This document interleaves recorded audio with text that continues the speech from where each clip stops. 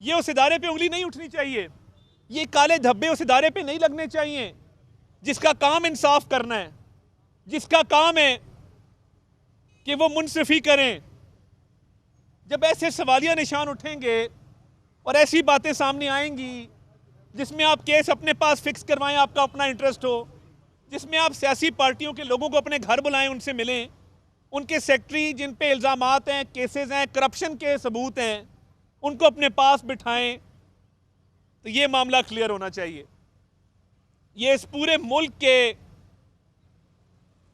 अदालती निज़ाम पे, इंसाफ व अदल के निज़ाम पे एक सवालिया निशान है।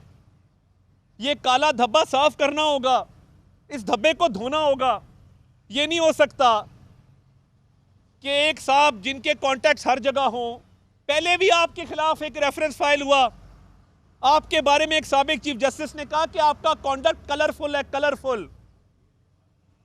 किसी ने पूछा, वहां से भी आपने अपने लंबे हाथ इस्तेमाल किए, बाइज्जत बरी हो गए। तो अब इतने लोग ये सवाल कर रहे हैं, तो क्या इसका जवाब कोई नहीं देगा? इंसाफ से नहीं पूछा जाएगा कि आपने परवेज इलाही को घर क्यों बुलाया, मोहम्मद खान भट्टी के साथ क्यों बैठे? बाकी तो चलें तहकीकात होंगी, होनी चाहिए, बाकी जो मामलात हैं, जो इल्ज़ामात हैं, मगर ये केस फिक्स करवाने के वाले से बात हो रही है, परवेज इलाही के साथ मुलाकात हो रही है, मोहम्मद खान भट्टी घर पे बैठा है। तो ये क्या सिर्फ सियासतदान रह गए हैं एहतसाब के लिए कि जब चाहे बंद कर दो, जब चाहे निकाल दो? क्या इनसे नहीं पूछा जाएगा कि आपके दोनों बेटे क्या खिलवाड़ करते हैं? लाहौर हाईकोर्ट में जज साहबान बात करते हैं, आप पूछे किसी से जाके, आप किसी कोर्ट रिपोर्टर से पूछे, मेरे बीट रिपोर्टर भाई खड़े हैं, किसी कोर्ट रिपोर्टर से पूछ लें, क्या दोनों बेटों का रेफरेंस नहीं दिया जाता कि इनको वकील करो? क्या प्रैक्टिस में आते ही किसी की प्रैक्टिस इतनी चलती जिनकी दोनों बेटों की चल रही है?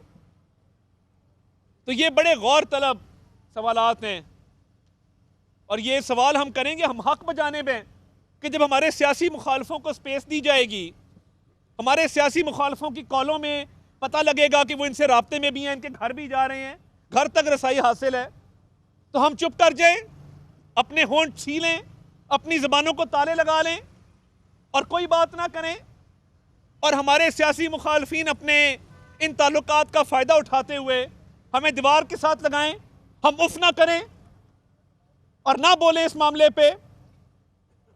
चीफ जस्टिस ऑफ पाकिस्तान को चाहिए कि ये उनकी जिम्मेदारी है बतौर एक आईनी ओहदेदार के कि इस धब्बे को साफ होना चाहिए, इसकी शफाफ तहकीकात होनी चाहिए।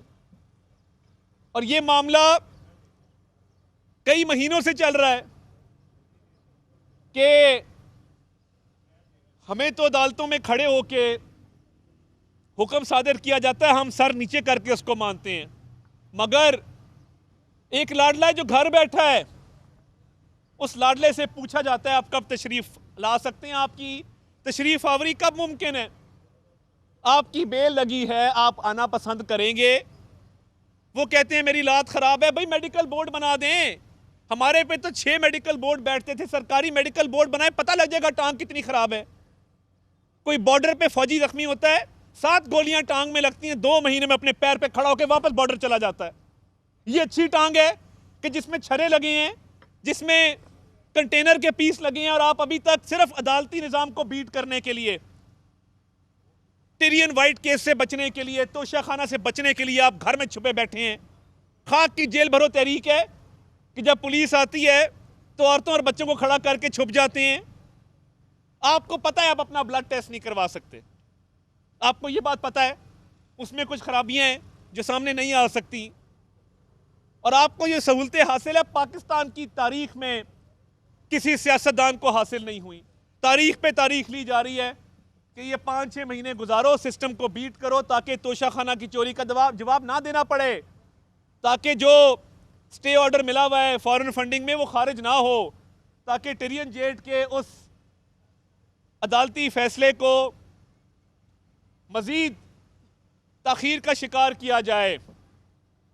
तो ये मामलात बहुत पेचीदा हैं, बड़े गौर तलब हैं, तहकीकात होनी चाहिए, और ये मामला क्लियर होना चाहिए कि परवेज इलाही से क्यों राब्ता था, मोहम्मद खान भट्टी घर क्यों आए, डोगर को प्रोटेक्शन देने की क्यों बात की जा रही है, जो कि एक करप्ट आदमी है, उसका सर्विस रिकॉर्ड तो देखें।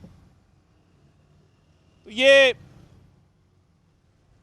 इस मामले को हल करना होगा, वरना कोई इस मुल्क में इंसाफ की तवक्को नहीं रखेगा, कोई इस मुल्क में अदल की तवक्को रखते हुए अदालती निज़ाम पे यकीन नहीं करेगा।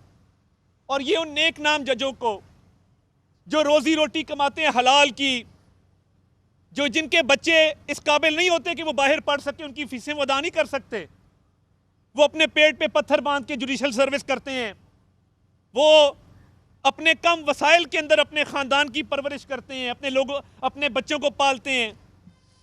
ये उनके ऊपर क्यों सवारिया निशान लग रहा है? जो नेक हैं, ईमानदार हैं, जिनके ऊपर कोई इल्ज़ाम लगाने की जुर्रत नहीं कर सकता, पूरे सिस्टम को एक शख्स की वजह से कॉम्प्रोमाइज मत किया जाए।